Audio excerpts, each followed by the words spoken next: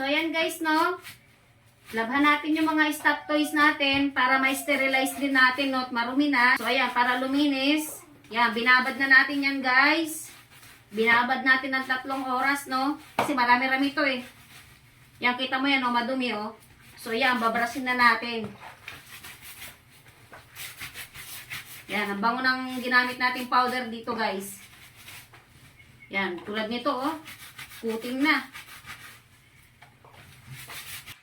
So, ayan guys, no? Ganito tayo magbanlaw ng stop toys para talagang malinis kasi mahirap siyang pigayin. Kaya, ingatan lang natin yung banda rito sa may, ano niya, mukha niya.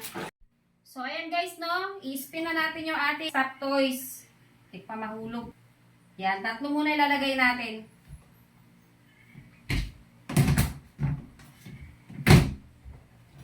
Na-spin na natin ng maayos. Yan, medyo tuyo-tuyo na rin siya. Isampay na rin natin ng maayos. Yan. Isipit natin na mabuti para hindi mahulog. So, ganyan lamang guys yung gagawin natin sa lahat ng ating nilabhan na stop toys, no? Yan.